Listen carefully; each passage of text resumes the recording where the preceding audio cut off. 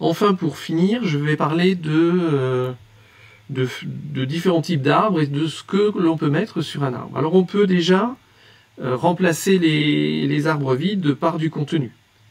On pourrait très bien mettre des nœuds spéciaux qui ont que du contenu, qui sont les arbres vides, et donc ça c'est ce qu'on appelle les arbres avec feuilles étiquetées.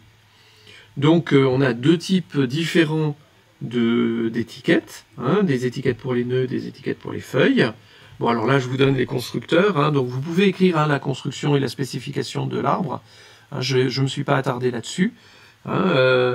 Et puis on a plus de nœuds unaires évidemment, puisque là toute l'information est portée sur les feuilles, et on a les deux feuilles qui portent de l'information. Et ça correspondra typiquement à des expressions algébriques, dans lesquelles les feuilles vont représenter les nombres, donc des atomes de nombres pour lesquels vous allez faire un calcul, et les nœuds intermédiaires représenteront les opérations que vous allez faire sur votre arbre. Quand je regarde mon expression que j'avais avant, j'aurai la multiplication par 5. Donc ici, j'aurai un nombre.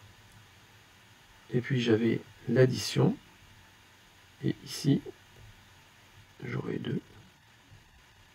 Et j'aurai 3. Donc on peut très bien travailler sur ce genre de choses. C'est parfaitement adapté. Donc on généralise la structure à ce type de problème. On peut également faire des arbres NR. Donc dans ce cas-là, on a un nombre de fils. Alors là, il y a des choix à faire. Soit on a un ensemble de fils. Donc vous avez des descendants au sens large. Par exemple, dans les arbres phylogénétiques, vous avez des descendants qui sont associés à un ancêtre. Et vous n'avez pas d'ordre spécifique entre les fils. Et donc dans ce cas-là, il n'y a pas de contrainte que vous avez, c'est juste après des représentations. Ou alors vous avez des relations entre les fils, c'est-à-dire vous avez le premier fils, le deuxième fils, le troisième fils, qui est le cas par exemple si vous regardez les arbres généalogiques et dans lesquels vous mettez l'ordre de naissance qui correspond à l'ordre des fils, avec le problème des jumeaux à traiter. Dans ce cas-là, on dit jumeau 1, jumeau 2, il y a un ordre qui est spécifique. Et donc, on peut avoir des arbres NR dans lesquels on a soit des ensembles, soit des listes, soit des ordonnées ou pas. Voilà. Alors, ce qui est intéressant, c'est qu'en fait, quand vous avez un arbre NR, par exemple, si je représente un arbre NR qui est comme ça, ce que l'on peut faire, c'est, par exemple, si j'ai ça, c'est un très bon exercice que vous pouvez faire. Vous pouvez transformer cet arbre NR en un arbre binaire en ayant une sémantique au niveau des nœuds. Vous avez le fils pour aller à gauche et vous avez le frère pour aller à droite. Donc on peut transformer assez facilement un arbre NR en arbre binaire, sauf que travailler sur l'arbre NR, souvent c'est beaucoup plus compact, c'est plus intéressant, et après il faut arriver à gérer les choses. Des généralisations de ces choses-là, ce seront les arborescences de dictionnaire, les arborescences de répertoire par exemple, et puis les B-arbres, que j'ai oublié de mettre ici, qui permettent d'avoir des nœuds ayant plus d'informations et plus de fils. Souvent, c'est plus intéressant.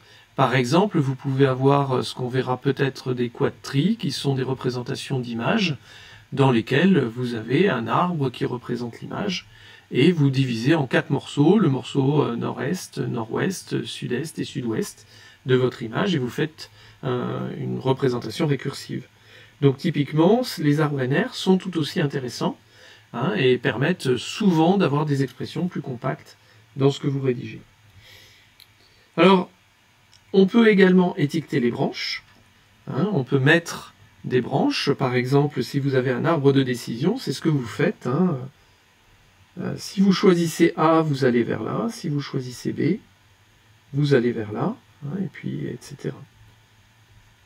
Donc, les choix sont indiqués par des étiquettes qui sont sur les branches. Donc on peut faire ça. Donc la spécification change un peu. Hein, et puis à chaque nœud, vous avez une question qui correspond à quelque chose que vous avez derrière. Donc on a ici des nœuds et des branches, on peut étiqueter. Donc on a plein de façons générales de représenter les arbres, de les enrichir et de regarder ce qui va se passer. Alors, en particulier, ce qui est sous cette forme-là, c'est ce qu'on appelle les arbres de décision. Hein, donc, typiquement des automates qui sont aussi sans boucle, qui vous permettent de dire, bah tiens, si j'ai telle chose, si je lis telle lettre, je vais aller dans telle direction. Donc, on a aussi des liens sur ces arbres-là avec la théorie des langages et des automates.